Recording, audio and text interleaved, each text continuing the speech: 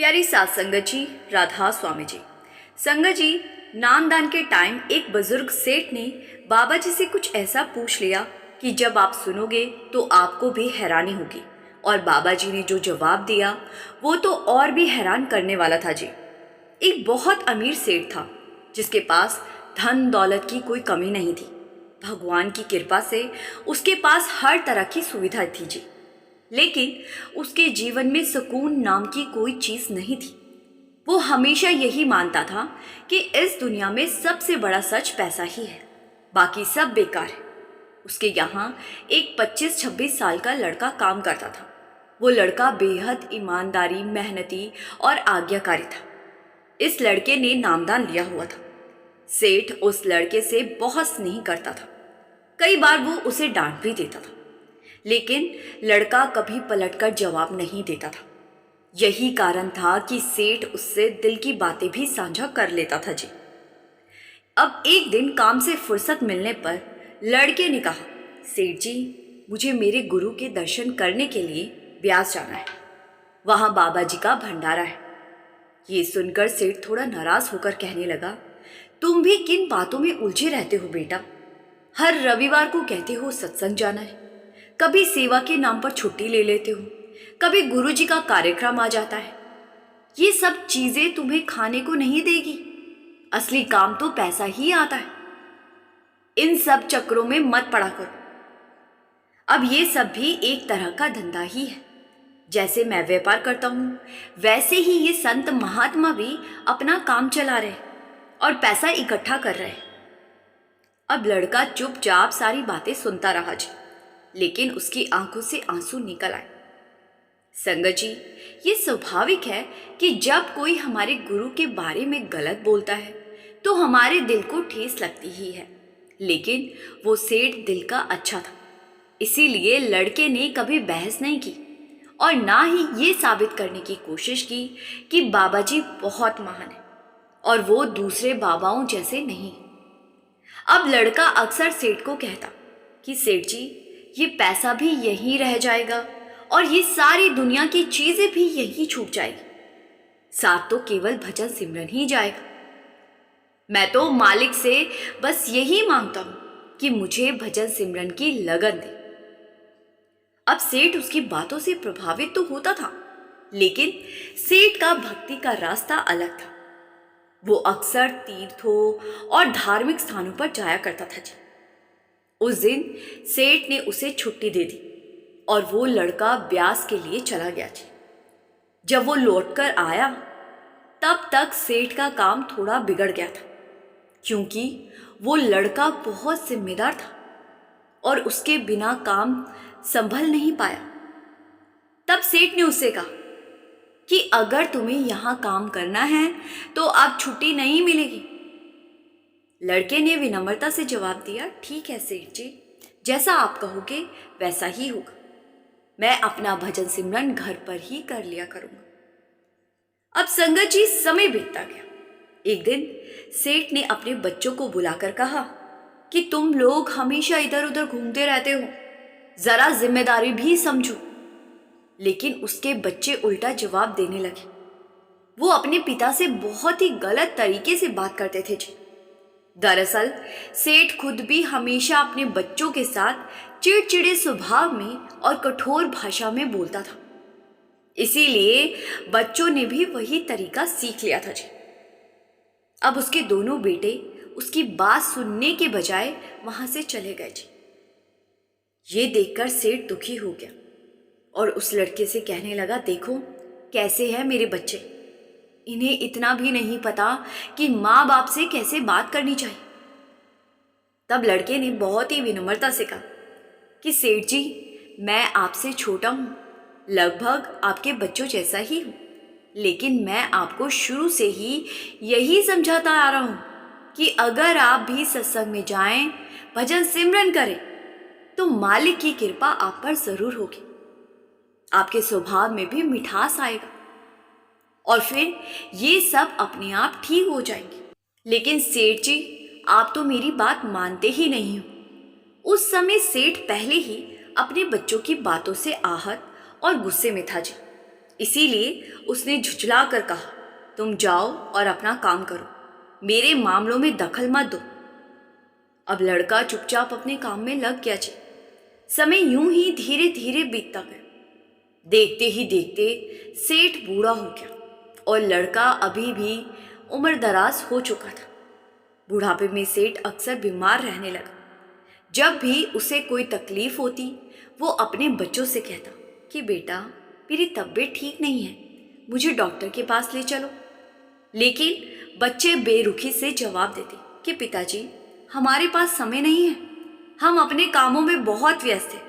आप ऐसा करें, जो लड़का आपके पास काम करता है उसी के साथ चले जाइए। अब वही लड़का उस बुजुर्ग सेठ की पूरी देखभाल करता था। ये सब देखकर सेठ का मन दुख से भर गया जी कि उसकी अपनी औलाद, अपनी संतान उसका ध्यान ही नहीं रखती, और ये लड़का जिससे मेरा कोई रिश्ता भी नहीं है, जिससे कोई मेरा रिश्ता नाता ही नहीं है, ये मेरी देखभाल कर रहा है। समय के साथ उसकी हालत ऐसी हो गई थी कि चलना फिरना भी मुश्किल हो गया था जी। एक दिन उसकी तबीयत बहुत ज़्यादा बिगड़ गई। उसने उस लड़के से भारी मन से कहा कि बेटा मेरे अपने ही मुझे छोड़ चुके हैं, अब मैं क्या करूं? इस उम्र में मेरा कोई सहारा नहीं है, मेरी सांसों का भी भरोसा नहीं है, इतना सारा काम काज है, इसे अब कौन संभालेगा? तो लड़के ने शांत स्वर में कहा कि आप चिंता ना करें, मैं आपसे फिर कहता हूँ, अभी भी समय है, गुरु की शरण में आ जाइए, उसके हो जाए, सब कुछ अपने आप ठीक हो जाएगा। दोनों के बीच और भी कई बातें हुई जी। सेठ की हालात बहुत नाजुक थे, उसकी आंखों से आंसू बहने लगे। वो भावुक होकर कहने लगा कि बेटा अगर तुम इतना आग्रह कर ही रहे हो तो मुझे एक बार अपने गुरुजी के पास ले चलो। लड़का उसे अपने साथ ब्यास लेकर गया जी। सेठ बहुत अधिक कमजोर और वृद्ध हो चुका था, इसीलिए उसे एक कुर्सी पर बिठाया गया। लड़का भी उसके पास ही बैठ गया क्योंकि वो उसे अकेला नहीं छोड़ सकता था। अब जब वहां बाबा जी का सत्संग शुरू हुआ तो उन्होंने समझाया, ये दुनियावी रिश्ते हमें कुछ सालों के लिए मिलते हैं। जब तक हम शरीर में हैं तब तक ही हमारा उन लोगों के साथ रिश्ता है। आत्मा जैसे ही शरीर छोड़ देती है फिर रिश्ते नाते भी खत्म हो जाते, क्योंकि ये रिश्ते रूहानी नहीं बल्कि शारीरिक के होते हैं। ये दुनिया एक नाटक की तरह है। जब ये नाटक समाप्त होता है तो हमें यहाँ से जाना ही पड़ता है और फिर वो सब कुछ यही रह जाता है जिसे हम अपना मानते हैं। वो वचन सुनकर सेठ की आंखों से आंसू रुक ही नहीं रहे थे जी। संगत जी, जब इंसान गुरु की शरण में बैठता है तो कब भावनाएं उमड़ पड़े पता ही नहीं चलता, लेकिन ऐसे आंसू भी उन्हीं की आंखों से निकलते हैं जिन पर मालिक की कृपा सदैव बनी होती। सत्संग समाप्त होने के बाद सेठ ने लड़के से पूछा कि बेटा मुझे एक बात समझ ही नहीं आई, बाबा जी ने जो बातें कही वही तो मेरे दिल और दिमाग में चल रही थी, क्या तुमने पहले से उन्हें मेरे बारे में सब कुछ बता दिया था? तो लड़का ये सुनकर मुस्कुरा दिया और कहने लगा कि सेठ जी मैं तो आपके साथ ही घर से यहाँ आया हूँ, एक पल के लिए भी मैंने आपका साथ नहीं छोड़ा है, फिर मैं उन्हें क्या बताता? अब लड़के ने श्रद्धा से कहा, ये पूर्ण गुरु है, सच्चे सतगुरु, ये हमारी हर बात, हमारी रग रग तक को जानते हैं। ये सुनकर सेठ के मन में भी इच्छा जागी। वो कहने लगा कि बेटा जैसे तूने नामदान लिया है मैं भी लेना चाहता हूँ। अब लड़के ने समझाते हुए कहा कि सेठ जी आप पहली बार आए, ऐसे ही तुरंत नामदान नहीं मिल जाता। लेकिन सेठ अब निश्चय कर चुका था जी। उसने जिद पकड़ ली तो लड़के ने उसको पर्ची की लाइन में लगा दिया जी। और मालिक की ऐसी कृपा हुई कि जब वो लाइन में लगा तो उसे आसानी से नामदान की पर्ची मिल गई जी। अब जब वो बाबा जी के सामने पहुंचा तो बाबा जी ने सेठ से मिलते ही सेठ को कहा, आके आ गया तू, मिल गया तुझे समय, लेकिन तूने आने में बहुत देर कर दी। अब ये वचन सुनते ही सेठ भावुक हो गया जी उसकी आंखों से आंसू बहने लगे। वो कहने लगा कि बाबा जी, आपने ही बुलाया है, अब मुझ पर कृपा कर दीजिए, मुझे अपनी शरण में ले लीजिए। बाबा जी ने उस पर दया की और उसे नामदान दे दिया जी। फिर सेठ ने पूछा कि बाबा जी, क्या मेरा अंदर का पर्दा अब भी खुल सकता है? क्योंकि मेरी हालत देखकर लगता है कि मेरी सांसों की डोर कभी भी टूट सकती है। तो बाबा जी ने समझाया कि अगर मालिक ने तुझे नामदान दिया है तो कुछ सोच समझ कर ही दिया होगा। तू चिंता न कर, अगले 40 दिन भजन सिमरन में लगा दे। ये बात सुनकर सेठ भावुक हो गया जी। और जब वो वापस घर लौटा तो उसका मन अब पहले जैसा नहीं रहा। उसे दुनियावी चीजों में कोई आकर्षण नहीं लगा, क्योंकि सद्गुरु की दृष्टि उस पर पड़ चुकी थी। उसकी आत्मा जैसे अपने असली मार्ग की ओर मुड़ गई थी। उसने नियमित रूप से भजन सिमरन करना शुरू कर दिया। धीरे धीरे उसके मन में गहरी शांति उतर आई। अब जब उसके बच्चे उससे कुछ कहते तो वो प्रेम और बड़ी ही मधुरता से जवाब देता। बच्चे ये देखकर हैरान थे और वो आपस में कहते कि पिताजी ने तो सारी उम्र हमसे गुस्से से बात की, कभी प्यार से नहीं की। बेटा बेटा तक नहीं कहा। लेकिन जब से ये सद्गुरु के पास से लौटे हैं, ना जाने कौन सा भजन सिमरन करते हैं कि इनके स्वभाव में इतनी मिठास आ गई। अब धीरे धीरे बच्चे भी उनके पास बैठने लगे जी।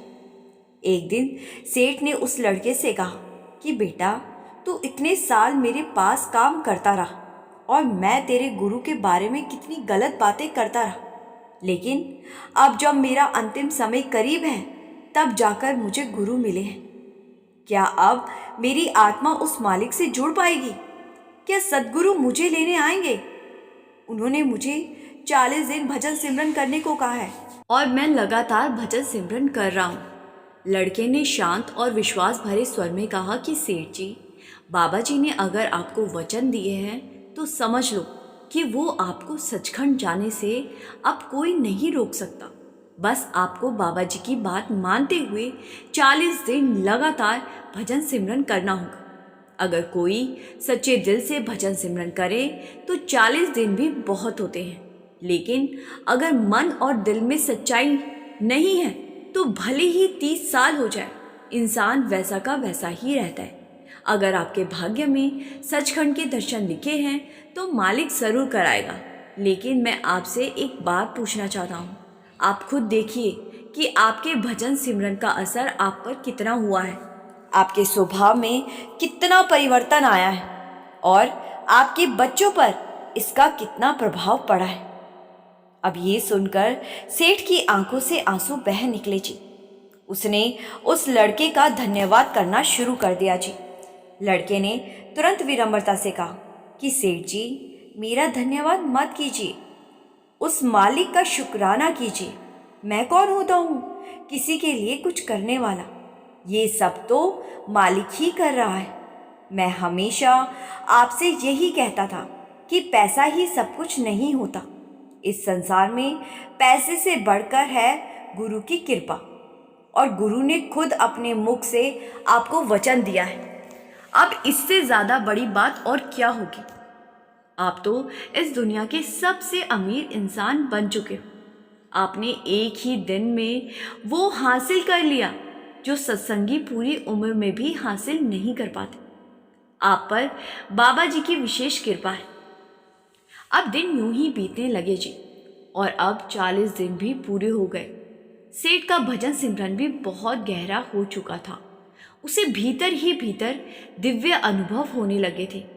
फिर कुछ ही दिन बाद उसका अंतिम समय आया तो उसने अपने बच्चों को पास बुलाया और कहा, बेटा, मैंने अपनी पूरी जिंदगी केवल पैसे के पीछे भागते हुए बिता दी और इस अनमोल जीवन को व्यर्थ की चीज़ों में गंवा दिया। लेकिन जाते जाते मैं तुम्हें एक ही बात कहना चाहता हूँ कि पैसा भी कमाओ, लेकिन उससे ज़्यादा ज़रूरी है कि तुम एक अच्छे इंसान बनो।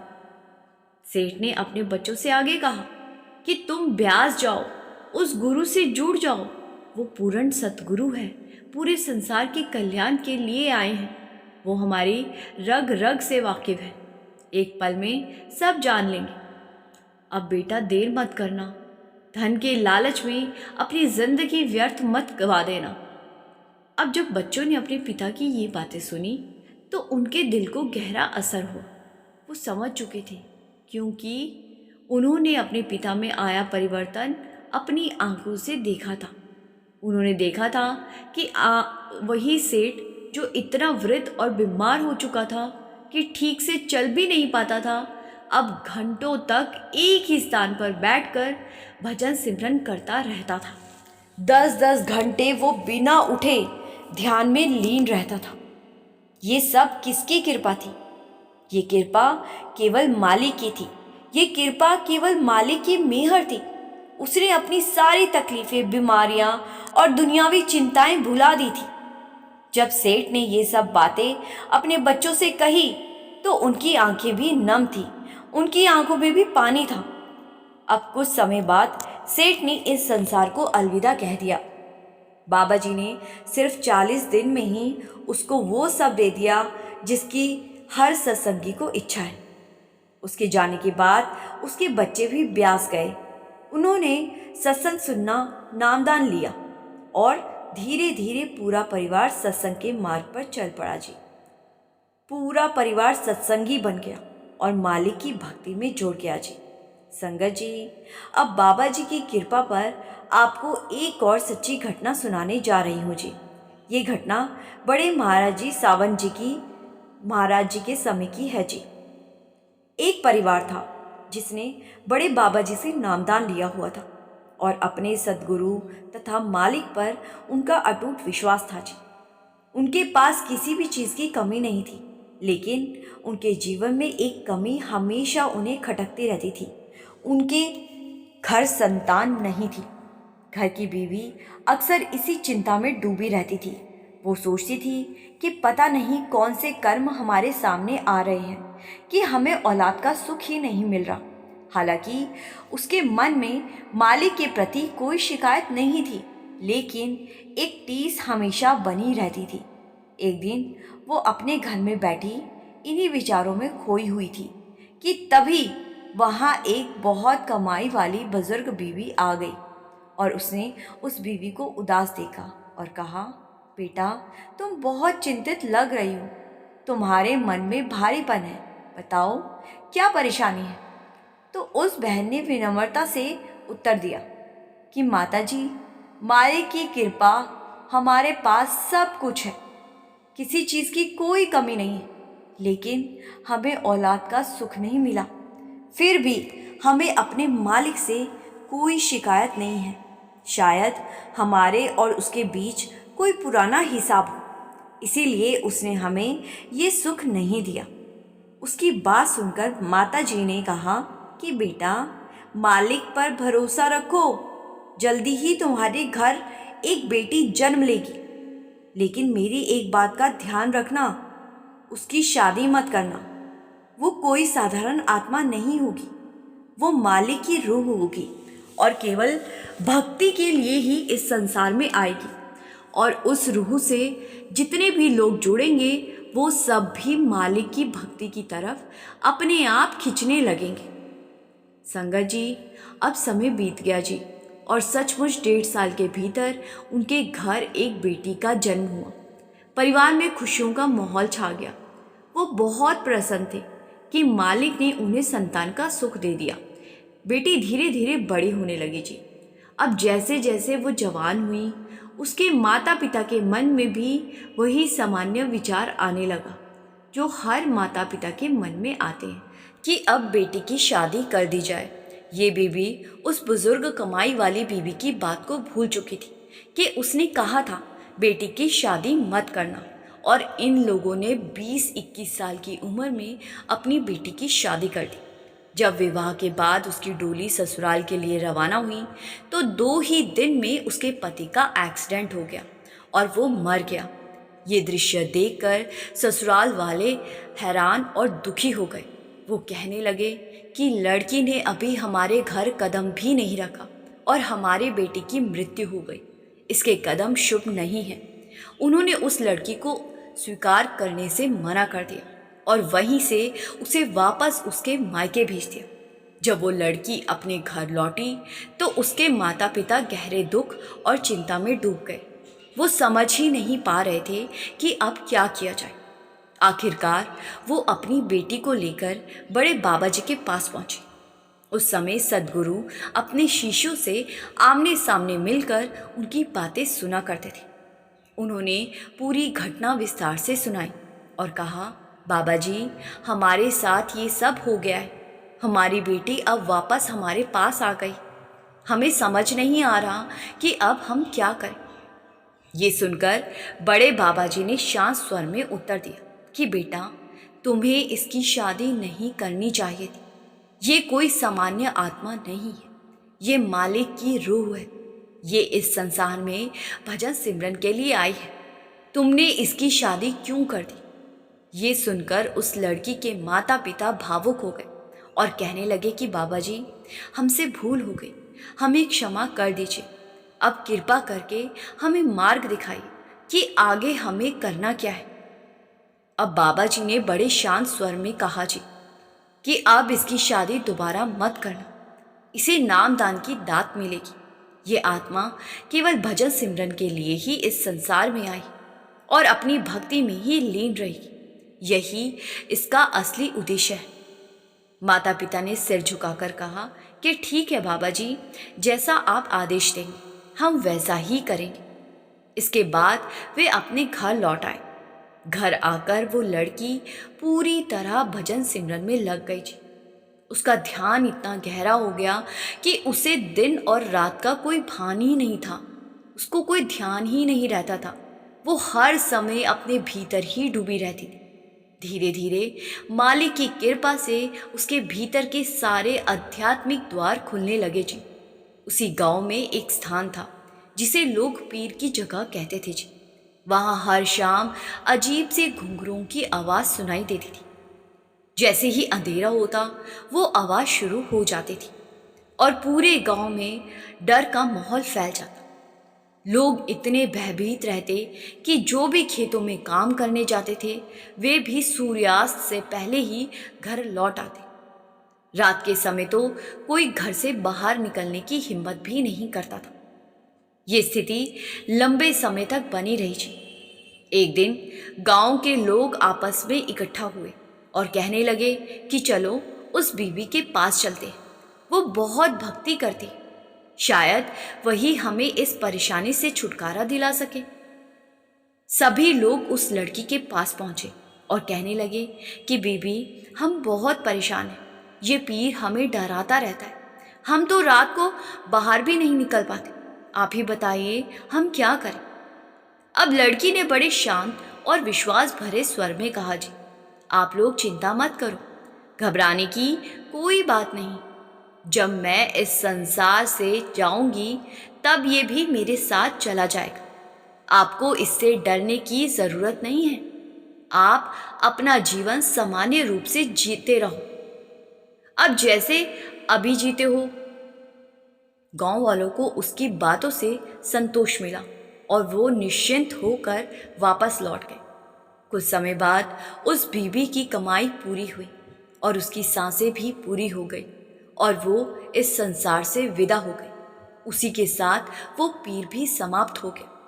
उस दिन के बाद उस गांव में कभी भी घुंघरुओं की आवाज़ नहीं सुनाई थी। अब गांव के लोग बिना किसी भय के शांति और खुशी के साथ रहने लगे जी। इस साखी का सार यही है कि बहुत कम ऐसी आत्माएं होती है जो सच्चे अर्थों में मालिक से जुड़ी होती है। ऐसी आत्माएं केवल स्वयं ही नहीं तरती बल्कि उनके संपर्क में आने वाले अन्य जीवों का भी कल्याण हो जाता है जी। संगत जी, मालिक के भजन सिमरन में इतनी शक्ति, इतनी ताकत होती है कि वो जीवन की हर उलझन को सुलझा सकते हैं जी। संगत जी से मेरी बेनती है कि कमेंट में एक प्यार भरा राधा स्वामी ज़रूर लिखिए जी, और संगत के अपने इस चैनल रूहानी सफ़र को सब्सक्राइब कर इस चैनल का एक हिस्सा ज़रूर बनिए जी। गुरु प्यारी सात संगत जी, राधा स्वामी जी।